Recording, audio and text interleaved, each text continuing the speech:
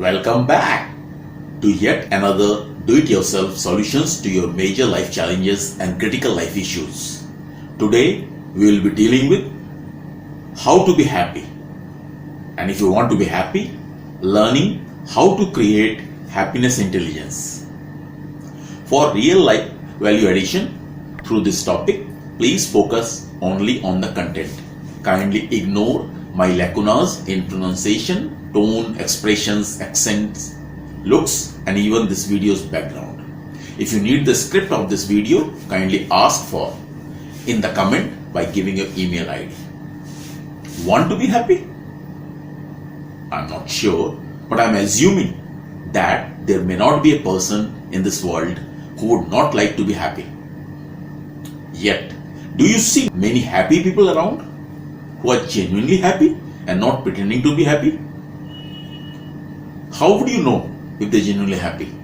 Well, the authentically and internally happy people will always make you feel positive, happy, wonderful about yourself just by being around them. And when all of us want to be happy, why it is such a difficult task to be happy? Okay, let us explore.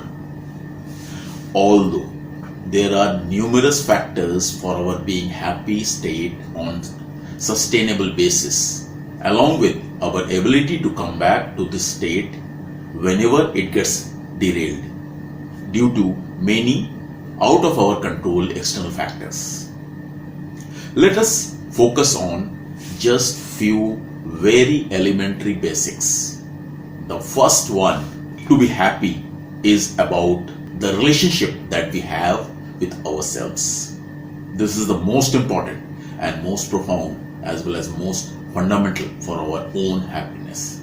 As a result, it is also a very, very complicated one, especially because we can't walk away from ourselves. Neither we can erase the mistakes that we have made, regrets that we have accumulated, weaknesses that we know exist, and the failures that we have gone through, and so on. And if we are ashamed, embarrassed, and feel guilty and disgusted with ourselves, there is no way we can be at peace, be happy, have close relationship with others, get respect from others, and are successful.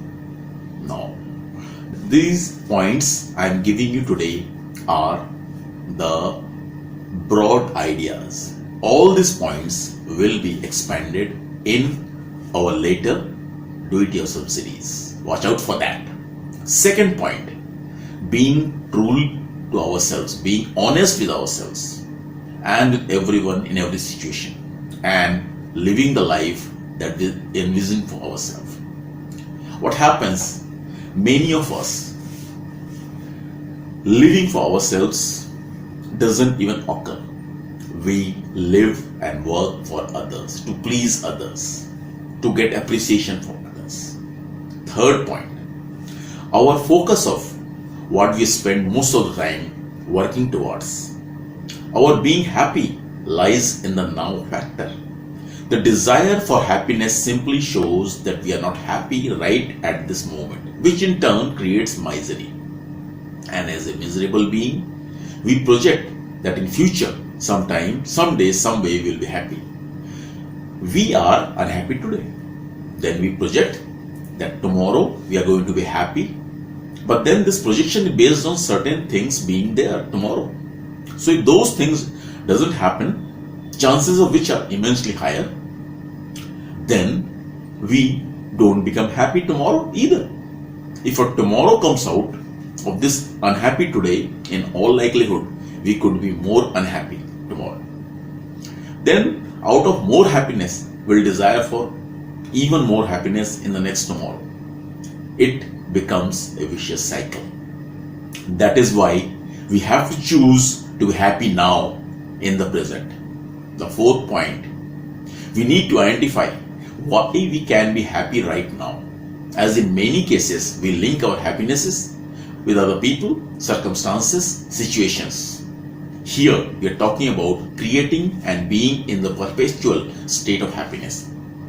This is an individual formula and takes lots of efforts to identify and practice. Fifth, focusing on end values rather than means values. End values are happiness, love, adding value to others, making your relationship stronger, being happy now with whatever we have right now. Please ask yourself, how many of you have the focus when you wake up on most of the days that no matter what, I will be happy and create happiness for people around me? Chances are there would be only a handful of people who may wake up with this thought.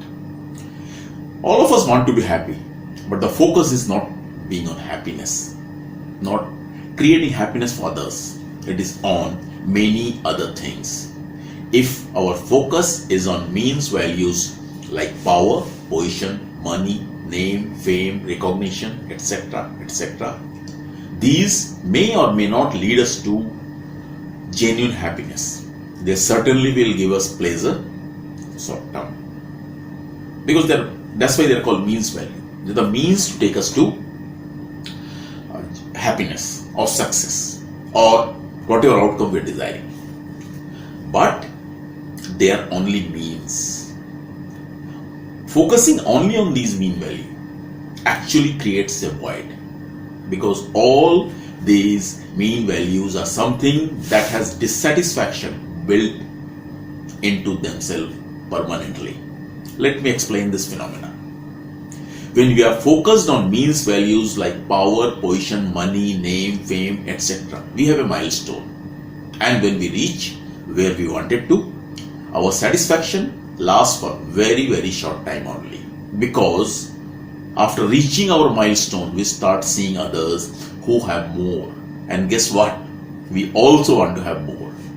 This turns into a spiral that is difficult to come out of. We all know people who had abundance of all these means values things, and yet many of them even committed suicides and turned towards external stimulants like drugs. Now, the sixth point, practicing to master the ability to change our emotional state from unresourceful and negative ones to resourceful and positive ones. You might have experienced this, like I have done many, many times, that suddenly we find ourselves in an unresourceful or negative state, even though we were perfectly alright moments before. It happens due to someone or something pressing an invisible trigger in us. So the trick is to learn how to create multiple powerful positive anchors within ourselves. And whenever you find yourself slipping into a negative frame of mind, making yourself bounce back by activating these pre-anchored triggers. Thank you.